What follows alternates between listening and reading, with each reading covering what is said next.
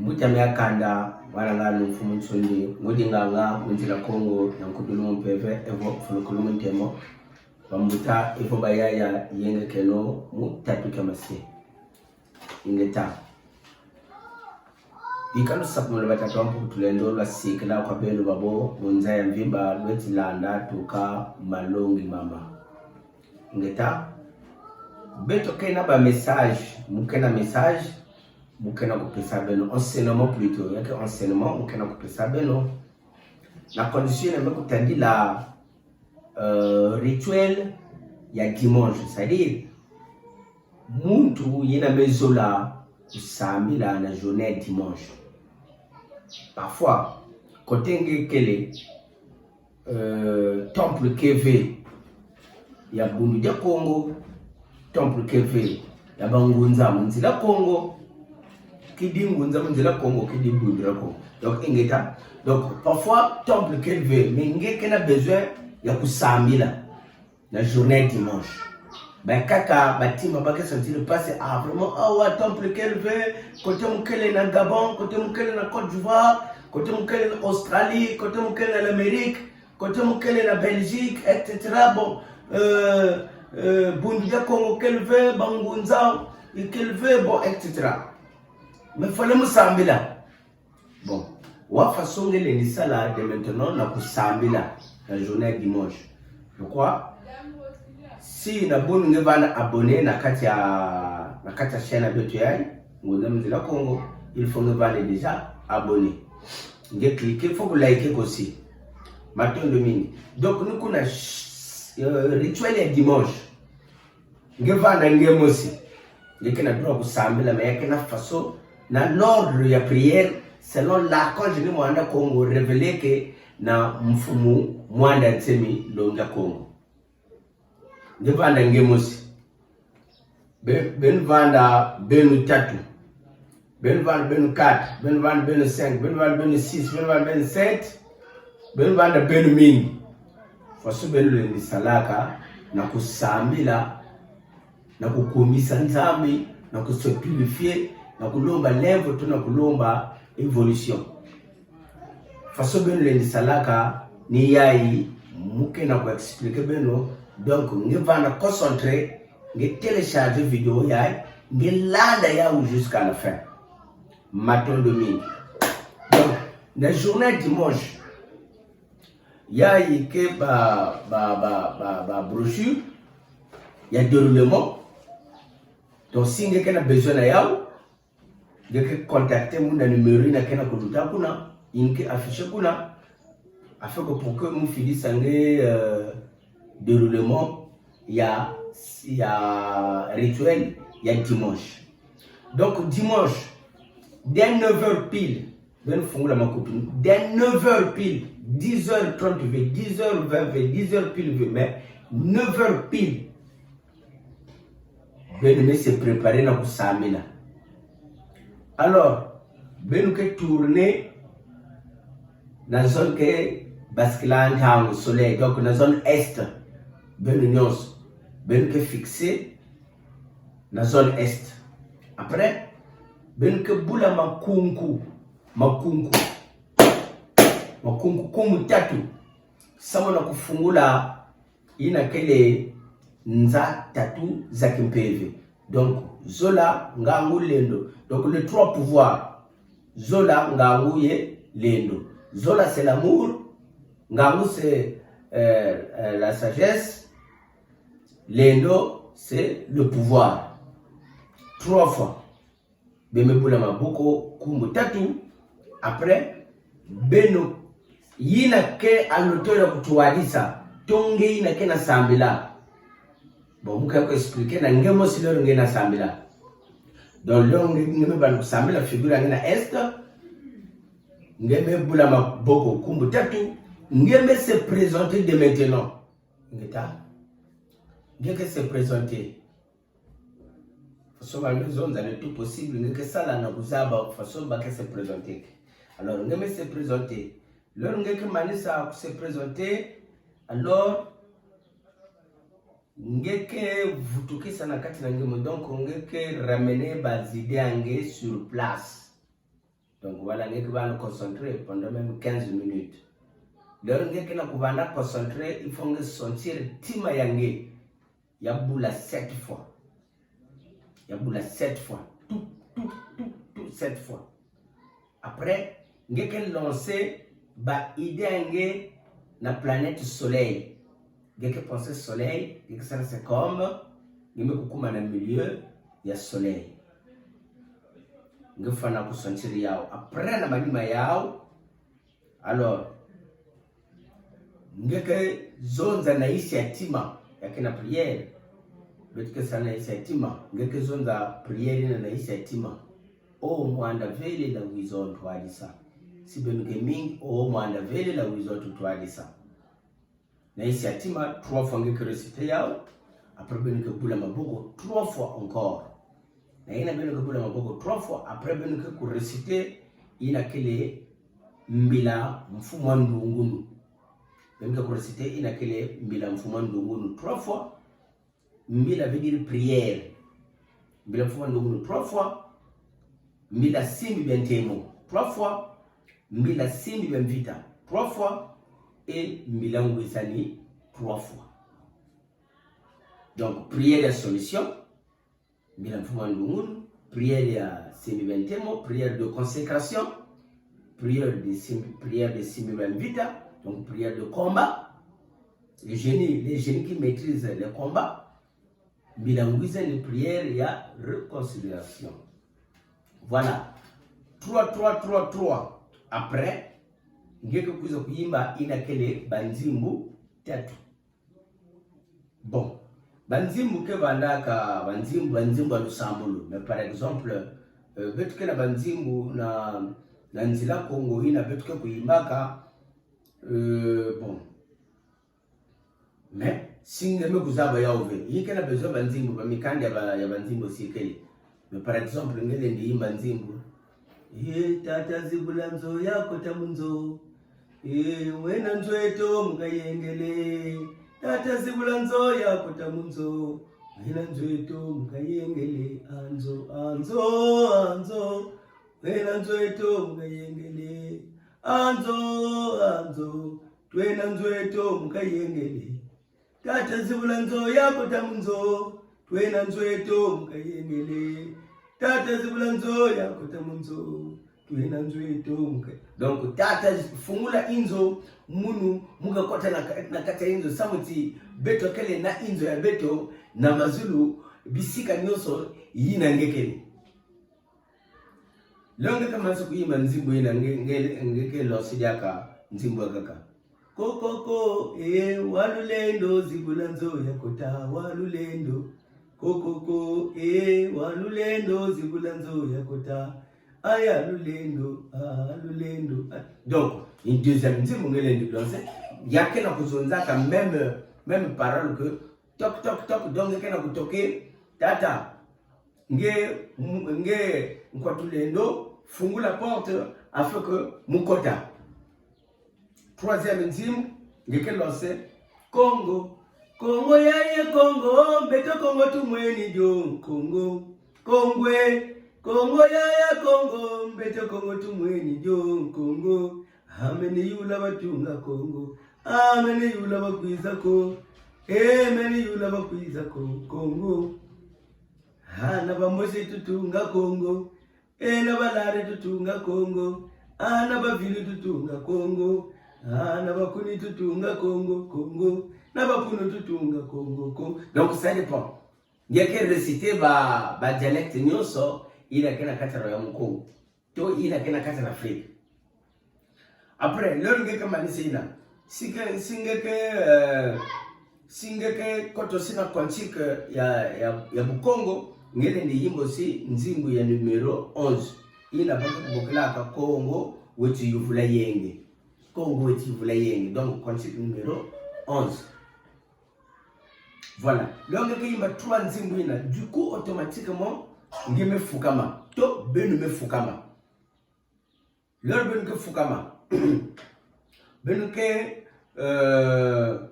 pour reciter, il y a les prières ya Nzitusu, et respect. Vovo, nzitu suko batata wampungu tulendo tuluveni yenge munkumaza batata wampungu tulendo batata yenge kenu yenge. Donc cela veut dire leur bemeyimba banzimbu tatuina yake na bazeni na bazesprit aussi na mevanda rapide megukwiza deja na beno kitwali tu yake na bampangi megukwiza kukote deja na kati ya animation na beno balimesana. Alors beno mefukama samu na mpedoso. Alors beno kupesa ina kele mbila nzitusu kwa batata wampungu tulendo tuluveni yenge munkumaza batata wampungu tulendo batata yenge keno yenge beno bula maboko mkungu tatu. De maintenant na kati na yao benga kuiza kuyimba ina kele nzimbu ya ndomolo a lemvo. Nzimbu ya ndomolo a lemvo. Bon, ça dépend. Na kati ya Kontik ya Bukongo, Kontik numero 37, beto kele ina nzimbu si, beto ke kuyimba kose na kati ya Kontik numero 37. Kama somu kanda ja Kongo kavola, makondolo nemvokolo mumbanui maididi langa ndangu zazo mai kwa musona nga mtangu zazo. Donc landila ngele ndiyimba nzimbu na kati ya ina kile kusonama na kati ya Kontik to ngele ndiyimba nzimbu par exemple nzimbu ya mumasomo meto tata nzambiko wena lemvotulo manga nzambiko wena lemvo tulomange ubye tila lemvo tata nzambinge wansola mululendo tila lemvo. Donc ngeyimba nzimbu ya ndombola lemvo. Après nzimbu ya ndombola lemvo ngeke kuiza kuzoza de maintenant objectif ina ngeke na kusambelila parce que muntu ke sambla avec kili muntu ke sambla avec objectif. Ngeme fukama na ntoto samu na ngeme kufukama alors ngeke kuzoza objectif ina ngeme kufukama na ntoto. Alors ngeke kuzoza mtindo yale mfukama na patadisi azule ntoto vandadisi abafo evuba moyo vandadisi angwe ngonda ye mwindangu mulomba lemvo yenchukudulo amasumu mame ye makana ya Kongo lemvo ya fuluswa kwa tia twakimpeve kilifwa tamla na ndungu ni mvita za mesa zoza kinchuki za kimpeve landila bikibila ke bana pake. Donc ngene nzunza objectif ina après leur ngeke na kumalisa na kata objectif ina la ngeke puiza kurosite ina kele mbila nkembo mfukama na pete disa zule ntutu mulo malembo ntukula masumame ya fuluso kwa chete mpembe kilifwa tamla na ndungu ni mvita za mesa zo imu bila kyo ngina bana mbila nkembo. Luya lusambo adezole ngina lomba levo, luya ngina vitula mikembo, idina ngina zipula mavitu mufana mikembo. Après nyeme korosite mbila nkembo. Nkembo kuka yenge wafantoto mayangi mikesi kemo mkumatata pungu tulendo. Pendant 40 fois ngeke répéter, après ngeke kuza kulomba levo pendant 72 fois nkembo ka yenge wafantoto mayangi mikesi mkumatata pungu tulendo. Ndombele lemvo munkumba tata mpuntulendo. Landila après ngeke répéter moyi na pendant 72 fois ngeke kuza kuvutula diaka mikembo ngeke kuza kurecite diaka nkembo kwa yenge watoto mayangi mikesi munkumba tata mpuntulendo ndomele lemvo munkumba tata mpuntulendo. Ngeke manisa ina ngeke kuiza kuyimbila ngeke kuza kurecite ina kele prière ya velela mbila velela mukibila ya mbila velela mungorozi ya mbila velela mukibila. Donc ngeke kuza kurecite prière ya mbila velela. Ndio ngeke manisa na prière ya mbila velela ngeke kuza kurecite ina kele kibila kya kumu kya Bukongo. Donc ndefi ya Bukongo, ndefi ya bundu ya Kongo, ndefi ya Bukongo na nlavonsa kuvanza nzinga tubuna mpandu katuvambu di mpanduko ingeta. Après kuna ngeke yimba banzimbu preno par exemple ngele ni yimba banzimbu 7 ou 4 ça dépend. Ngele ni yimba par exemple nzimbu kakolo yenda beto twizidi bakulu bakongo kakolo yenda simbi bako la ngeme se purifier déjà na mbilankembo ngeme lomo silev ngeme lomo lemvo déjà na mbilankembo. Donc mbilankembo ngeme rondo gloire na tata na mampungu ngeme kulomba lemvo natenda mampungu mwana nkumba tatenda mampungu ngeme kuvutula matondo sakini ngeme kuremercier tatenda mampungu après na mila la ngeme kulomba purification na 4 forces de la nature ba bisimbi c'est-à-dire ba génie ya tia ba génie ya mupepe ba génie ya maza ba génie ya doto ngeba nimekulomba déjà 4 degrés ya purification.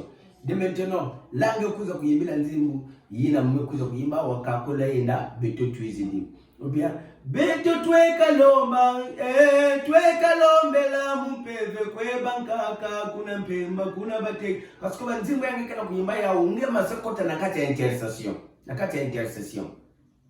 donc ngeme kuma na étape intercession donc avant de réciter ma prière intercession il faut ngeyimba tete banzimbu ya intercession. Donc kakola yenda beto twizidi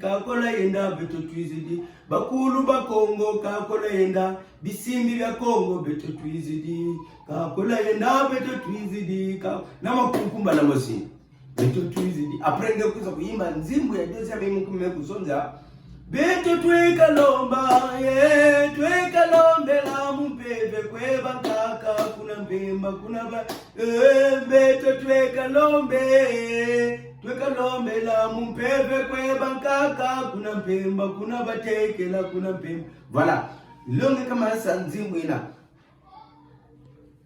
ngele ni imba jaka nzimbu ya kaka ya troisième bavo lomba tweka lomba ngudiza nganga pezi didi lomba tweka lomba ngudiza nganga pezi yaudi lomba tweka lomba ngudiza nganga pezi yaudi lomba tweka lomba ngudiza nganga lomba tweka lomba vita zikote limpe mukongo lomba tweka lomba ngudiza nganga lomba tweka lomba vita zikote limpe mukongo lomba tweka lomba ngudiza nganga pezi longi kama nisa kuimba nzimbu ubiake ngele nikota na kati ya Cantique ngele baka Cantique ya Bukongo ngele kota na kati ya Cantique 97 lumukanke mbo tuzidi bwa bumusangisi na mfunza mbeto landela ngele singeka yima nzimbu ina ngele nikota na kati ya nzimbu ya oui singeka kota na kati ya Cantique landela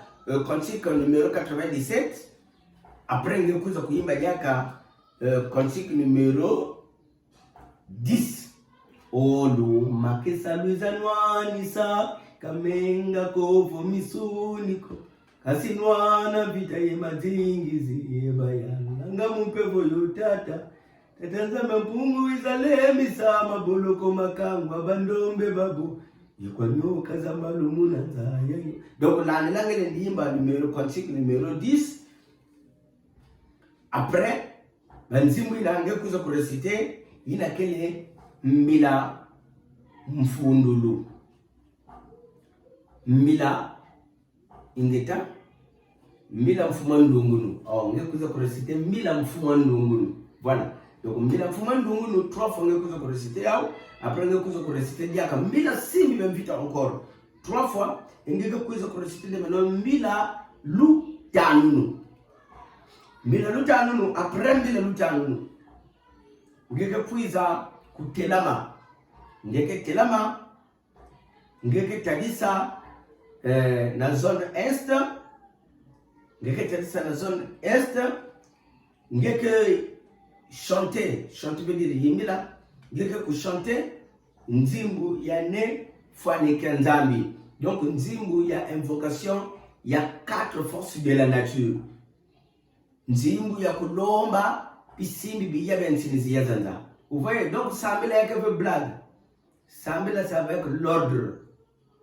Voilà ngekuza kuyimba nzimbu Cantique numéro 73 Cantique numéro 73 nefanike nzambi simbi kukaselo okongo deto tulombele nateye bwa bunzenza wetidio yala okongo deto tulo Kongo edzija bakongo zenza waiza yefasikisa jo beno bakulu beno kumayinda okongo deto tulombele nika kwa nzambi. Donc lero ngeke reciter na nefanike nzambi simbi kukaselo nimetadisa de na zone est leur ngeke luta na ne makinda ngolo simbi kukadialu ngeme benu nyonso tonge mosi ngeme tourner na zone sud ne makinda ngolo simbi kukadialu Kongo dieto tulome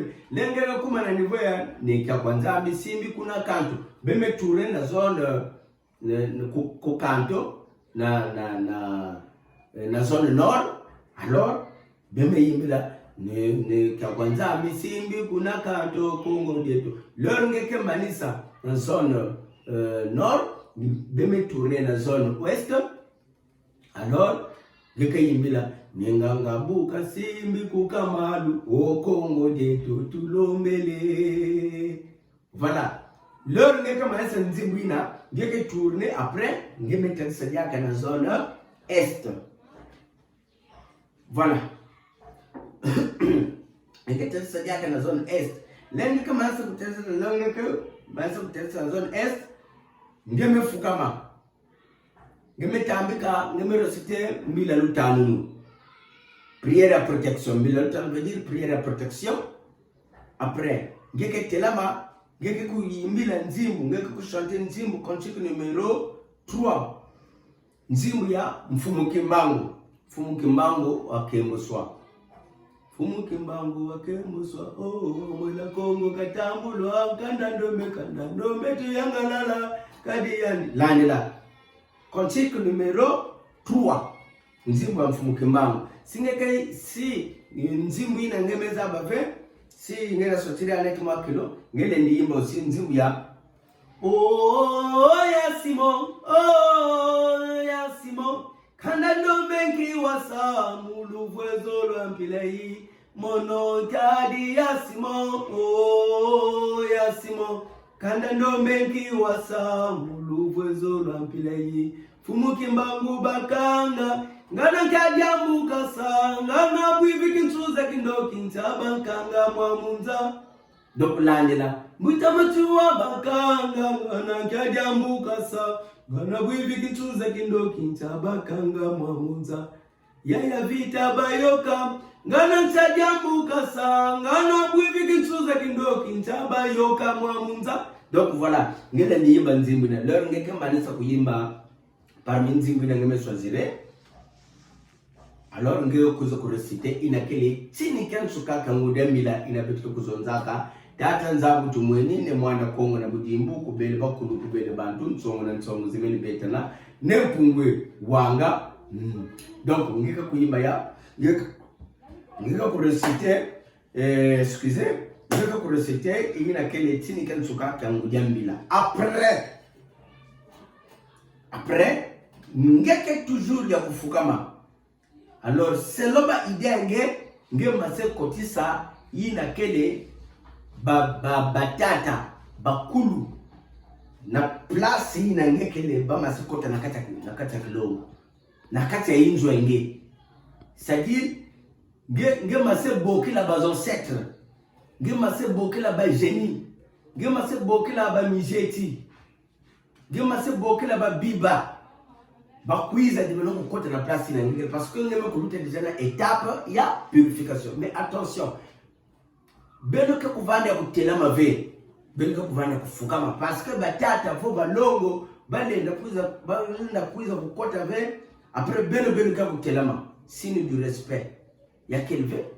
Donc faut beno fukama beno nyoso muketelama bunde bangunza leur tata kena kuiza ba nyoso bakya kutelama non baka kuvanda kufukama batata kwa ukotaka batata en esprit to batata ya kinsuni baka ukotaka beno nyoso beno ke ya kufukama sama na kulakisa dimbu ya uzitu même tata beno bimpevi lor beno kana kukotisa yani beno fana kuvanda ya kufukama yake beno vanda kutano non c'est ça beno nyoso beno ka kufukama. Alors beno kena kuyimbila de beno banzimbu yina na kubokila bapoko na kubokila babiba. Alors prenons par exemple leur bime fukama benga yimbila par exemple na kata quantique bu Congo yake na nzimbu quantique numéro 4 betuka yimba tata makesama kumizidi kwange tata oh tata nkwatu lendo ya mawasila bizitambula kwange oh tata nkwatu tate oh tata nkwatu lendo ya izadimba ngatili bito ya tata oh tata nkwatu lendo ya izadimba ngatili dosinge kenga mosi ngeke na kuimba ya aussi na kati na esprenge ngeke sentir chair de poule côté ngeke kuna singe bela dia mokena mzonza ngeke sentir chair de poule c'est comme présence aidi c'est comme présence esprit ngeke sentir nzutu ke vibrer. Alors singe mes avez cantique numéro 4 ngele niimba Luiseno toi sambile Luise toi sambile bakulu beto Luiseno toi sambile Luiseno nzimbo ya ifaso mkezo la yao oh Luiseno toi sambile Luiseno toi biba beto Luiseno toi sambile no Luiseno beku mama Luiseno toi sambile Luiseno voilà. Ou bien ngele kwende jaga tulubokele bizalokota munzo ya tate kwe tulubokele bizalokota munzo ya tate no tulubokele bizalokote munzo ya tate no donc betkena kubokela beno kuiza kokota ou bien beno kuiza beto samela donc ngeme kubokela bakoko ngeme kubokela bazosete ngeke sentir ina kile shadow pool après batata na kacha idenge si ba père spirituel ke kuna si batata ke kuna bamekukota na bakukota bakwenda kufukama si ndito na kusambula kange mosi ngeme kubokela bazosete range ngeme kubokela babiba na kacha banzimu. Alors nakata idenge leo ngeme manasa kuyimba ngefana kutela yao keno ba bamekota deja bamefukama deja. Donc batata yake kitana mesu batata yake mbebe c'est-à-dire bas enseignants spirituels si bamekokota le bakokota bakufukama. Mais si tu n'es pas ngeke ensemble là bas enseignants spirituels donc ngefana kutadili yao kaka nakata yake mbebe keno bas enseignants spirituels tu ba père spirituel bamekokota deja. Après ngeke bula maboko nkumbu tatu ngeke reciter inakele prière ya nzitusu prière ya réconciliation nzitusu kwa batatu bampungu tulendo tuluveni yenge mkumazi batatu bampungu tulendo batatu yenge keno yenge. Donc cela veut dire yine ame kukuma niba mbote ya kimpeve donc ngeme pesa diaka mbote na babiba donc vana mbote za kimpeve na bangunza ya christianisme bake pesa mbote nzono vana mbote kwa tata ntumwa kwa tata kwa mama longi kwa mama mampuya kwa tata mampuya batatini yengi teno bake vitula yengi batatini yengi teno yengi batatini yengi teno nzono vitula mbote kwa mama kuchakoneze kwa mama mlongi kwa mama watu wa digundu batatini yengi teno yengi teno na nzila Kongo c'est pas comme ça. Na nzila Kongo benus bemefukama alors ben ko kuvana yenge nzitu suko batatu ampungu tulendo tuluveni yenge mkumazi batatu ampungu tulendo batata yenge kenu landila singekena rapidité ya kuzonza nzonza bambuta bayaya bafa yevo bamoyo mizeti evo babiba yenge kenu mutatu kama si dibundu ke futula yenge singezola singekena ludeli yenge kenu yenge diaka yenge mutatu kama se yenge mutamuntu ngene kena twadisa singeke mosi ngeme kutana disha keno bamekokota ngekubula mapungu nzitusuka batatu wapungu ndo mbugo tutenda itoto beni kya kufukama nzitusuka batatu wapungu ndo luveni yenge mkumu ni luveni yenge mkumu batatu wapungu ndo batate yenge keno ngemosi ngeke yamba yenge mbugo 3 fois. Alors leur ngeke pesa yenge alors ngeke yimbila nzimbu inakia kusunama na kata cantique singi zabu yao cantique numéro 91 numéro 91 tatenge yo wavambula makanda Nimeimba nzimbo itatangiwa pa mwana makanda. Esi ngewe kuzaba veina. Aloro ngewe kuza kuimba nzimbo ya tata nzambi wakaba makanda. Koso kanda na jandi bundu. Tata nzambi wakaba makanda. Koso kanda na jandi bundu. Aye batata ayaya. Yeba mama ayaya. Yeba tata ayaya. Yaya botusa ayaya. Tata nzambi wakaba makanda. Koso kanda na jandi bundu. Landela. Nikayi manzimbo ina. Après, je vais vous reciter mila mfuma ndungu encore prière la solution. Le ben ka kufukama. Prière la solution. Nikayi mila mfuma ndungu kumbu tatu. Le ben ka mensa mila mfuma ndungu to. Le ngeke manisa mila mfuma ndungu ngeme bula makumbu tatu ngemetela. Alors, l'heure ngeke na kutelama. Ngeke kuyimela ina kele l'hymne national ya Congo. Yini vanaka na ntamo ya ntama ya royaume Congo. Oku kwa lekela oma Congo. C'est cantique numéro 87. Cantique numéro 87. Oku kwa lekela oma Congo. Tuka kunsundi na tekumbamba. Lwangu lemba mulaza panga la Congo imuna Congo. Landela. Nime kuyimba nzimbu ina l'hymne national ya royaume Congo. Ngebe kumanisa. Lero ngeke kumanisa. Bon, comme ngeke ngemosi. Si ben kemi ou bien il y a quel groupe de prière, parce que 7 personnes les créer groupe de prière, 20, 30, 50. Si ben kemi si ben kana mwa ba groupe ina le yimba banzimu, ba me yimba banzimu. Mwa choral kena beno mwa bimvuka kena beno wende ndima banzimu. Gele ni permettre basala banzimu ba bayimba. Mino singira sambla kanga mosi. Donc lori ngeme manisa kutanga l'hymne national. Pono stone ngekia kutelama lori ngeme manisa kutanga l'hymne national. Ngele ndimba kelke nzimu yina ngeme kuzaba. Après lori ngeke manisa kuimila nzimbu ina ngene nikuiza kuimba nzimbu ya numéro 1. Voilà, nakata concert. Yake nzimbu ya Lusambulu. Singembe kuzaba ve nzimbu ya numéro 1 nakata concert ya Bukongo.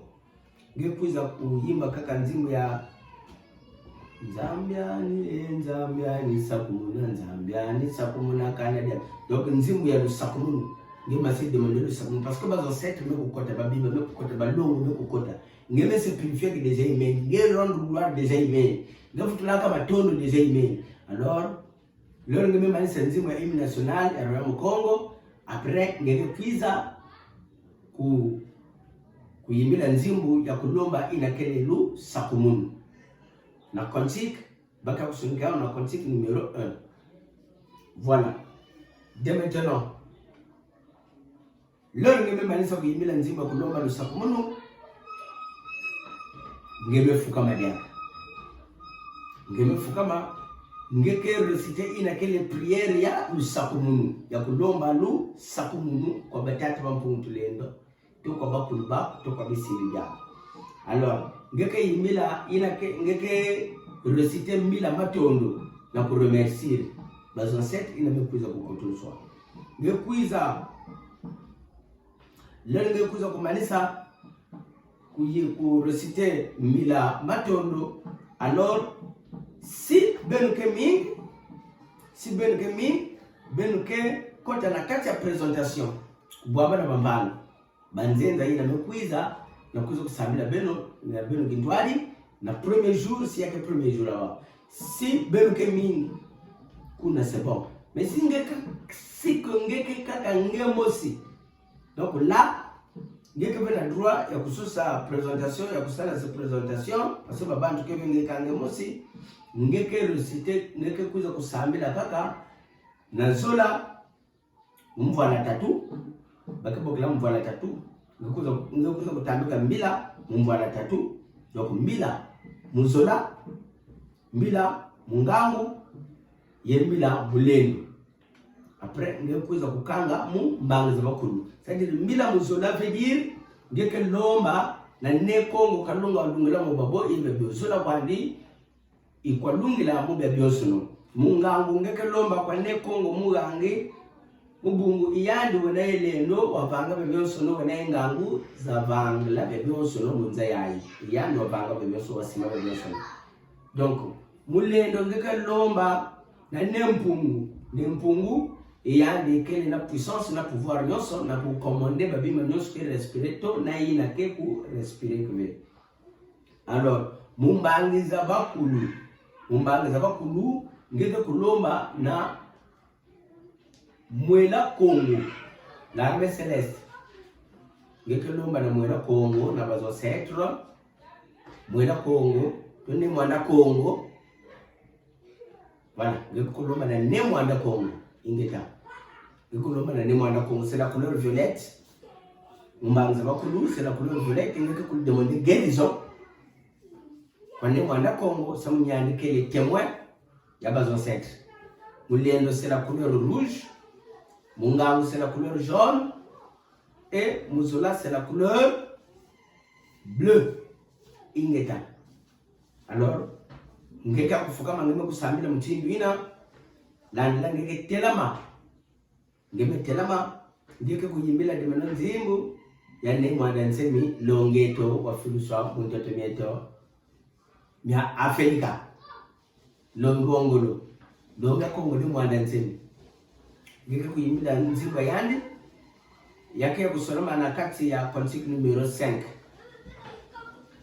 Alors na yao ngele ni chanter yako sinzimba kaka kuna ngeye ndombe wa solo munza kama longi unalunga bandombe ngeye longi wa solo munza kama longi unalunga bandombe ngele ni yimba nzimbu singemeza babe nzimbu ya nemwanda nsemi longeto ngeke kuiza kuyimila nzimbu ya ngeye ndombe wa solo munza kama longi unalonga bandombe ngeye longi wa solo munza kama longi unalonga bandombe ase longa kongolora ngeke kulonga kama longi ina la ko jini mwanda Kongo pesa ka ina mekutedela na Afrika nyonso bandombe. Bon, ngeke ndombe, ken malongi ngeke na kulonga. Parfois malongi ya Israeli ngeke na kulonga na bandombe. Malongi ya ba Israeli ngeke na kulonga na bandombe. Parfois malongi ya ba Asiatique ngeke na kulonga na bandombe. Parfois malongi ya ba Chinois ngeke na kulonga na bandombe. Ken malongi ngeke na kulonga. Matondo mingi. Si, ndime kuzaba nzimbu ina ngeke ndimba nzimbu ya. Mbonge ya bakulwe. Mbonge ya bakulwe.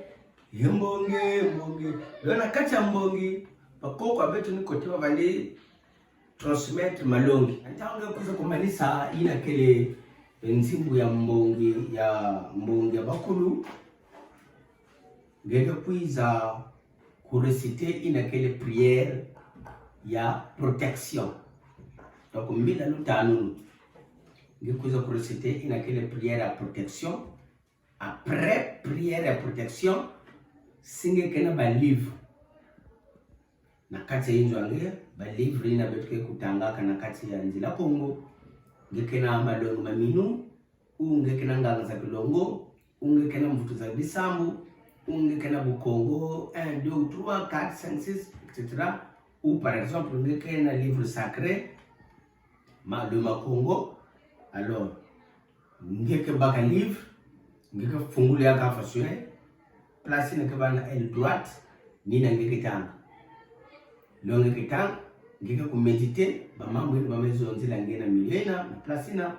Alors si ben kemi longe metang ngeke ko ngeke explique aussi na bambanga mais sinkange mosi ngeme tanga ngeme méditer na yao matondo mingi la ngeke manza kutanga ngeme méditer ngeme manisa ngeke ku samila na kufutula na kutonda ina kele malongi ina ngeme kuiza kutanga tu malongi ina bene kutanga matondo mingi. Après il faut vanda nankanda wa misiku c'est-à-dire livre ya baloi livre balwa bemitanga balwa ya bundu ya Kongo, c'est-à-dire balwa ya nzila Kongo bemitanga misiku ya nzila Kongo. Après landila benuke bieka maza beme bieka maza si yake kinokela nete ya beto kwako mbutabia akanda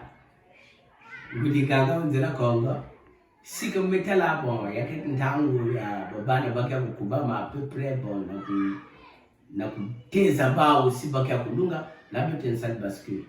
Mais sans ça le bascule ça ne peut pas passer dans le culte le jour de dimanche. Yina bascule ni banganga ke salaka ya baina ke longa ke mpepe ke sala bascule na manenga.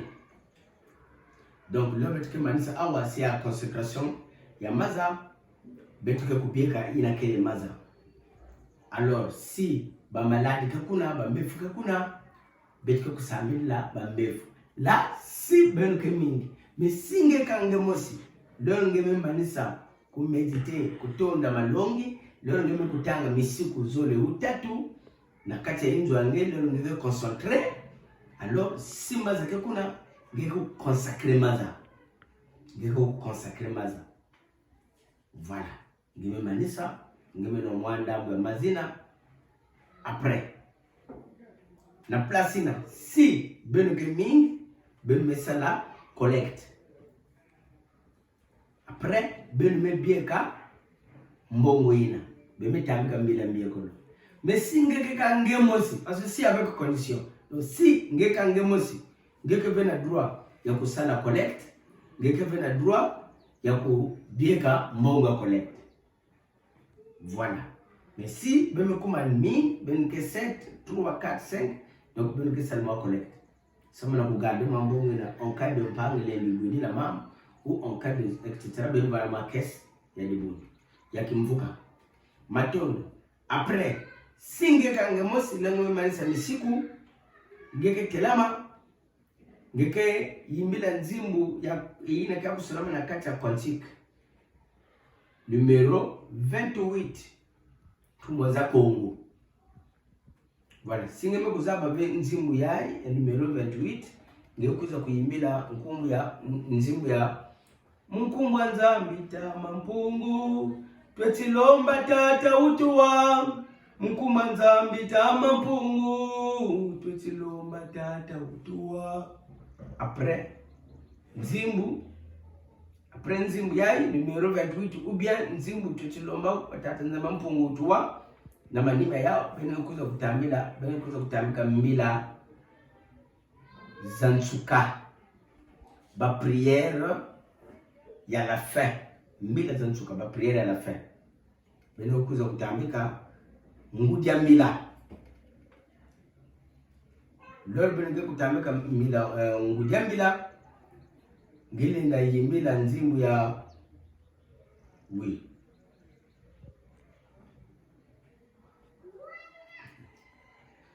Après veut na manima ya nzimbu ina nimekuza kuimba singa ba nimekuimba numero 28 ya ntumwaza Kongo ubia singa imbaka Munkumbu Nzamba mpungu tuwa. Si beno ke mingi beno ke pesa bansangu ya kimvuka. Si beno ke mingi beno ke pesa bansangu donc bazanos ya groupe beno. Mais si beno ke mingi ngeke kange mosi na inzo ngeke dia ka vena droit ya bazanos. Ngeke ya vena droit bazanos la ngekuiza kuimila nzimbu mosi muke yimbaka nakati ya Bukongo nakati ya Quantique yake na nzimbu mosi petike yimbaka Quantique numéro 17 demain. Singeke na besoin Quantique aussi ngele ni faire passer commande mangeke zo Quantique bien. Singeke vena Quantique singeme kuzaba vosi nzimbu ina yake na nzimbu aussi betike yimba beto tusambidi kufweni uni mwendo saleno. Beto tusambidi kufweni uni mwendo kulusinza na yandi uni mwendo. Ngeme manisa nzimbu ina après na la fin nzimbu ina ngekuza kureciter inakile ba mbila ya la fin, donc ba prière à la fin. Ngekuza kureciter mbila ntemo wasimbi bakimbuki, ntemo wasimbi bakimbuki, mbila nitu za bisengo, après ngudia mbila. Si banganga ke kuna balendi tambika mbila ngoyambakala yansukuma lombo ou bien mbila ngiri ou bien mbila ngiri atana ou bien landi laba mbila ke pake. Mais mbila ntemo wasimbi bakimbuki, mbila nitu za bisengo, après ngudia mbila ya kulunga. Lors de nous réciter ngudia mbila après ben messi sa yenge à la fin. Zitu suka batatu mpumutuendo tusisidi yenge mungu batatu mpumutuendo batatu salomu yenge abu pia. Donc il y a que déroulement aussi, c'est-à-dire Bundudia Congo c'est une école. Bundudia Congo c'est une école, mais il y a que fait église. Bundudia Congo il y a que école initiatique, il y a que fait église. Donc nous il faut que l'on ait un malembe ngetula na itu pour que ngizaba kusambila. Parce que kusambila est compliqué. Si ngizaba kusambila be bangi kufanya façon ba chrétien que cela. Surtout à la assemblée que c'est ça mon n'appelez-le papa, n'appelez-le mon dimanche santo, n'appelez-le allez amen malisa kwenda na même les catholiques parce que ça me l'a peu près moi bien aussi fioti mais ngendombe ngeke be concerne na kusamila catholique ndo singeke na façon ya kusamila ba catholique aussi pas que na façon ba kusamila ba aussi pas que na prier ba que landela ka ba que na bashima ba que landela.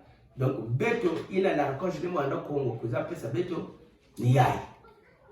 Donc kota na katenzila Congo na kumalisa munu yeba mama kote no mumbonge yabakulwe ya mumbonge yabakulwe batata kote no mumbonge yabakulwe ya mumbonge yabakulu tala zonza bazonza tompi pole jaloux ya mumbonge yabakulu tala kanga bakanga tompi pole jaloux ya mumbonge yabakulwe ingeta fonge like. Il faut que s'abonner pour que vous puissiez voir aussi les émissions. Donc, le numéro est bien là. Vous pouvez contacter Beto. Si vous avez besoin de brochure, vous avez besoin de livre, vous pouvez recevoir. Vous avez besoin de conseils, vous pouvez recevoir. Vous avez besoin de brochure, il y a déroulement. Il y a journée dimanche. Il y a que recevoir aussi. Si vous avez besoin de déroulement, il y a journée, il y a mercredi, ça m'a banganga, il y a kena kulongoka, qui peuvent, mais les gens qui peuvent, il y a que recevoir aussi. Maton de mingi, on kuma fumo to mbazeto, sim que tu m'as d'accord, on peut faire bon, ingeta, ibobo.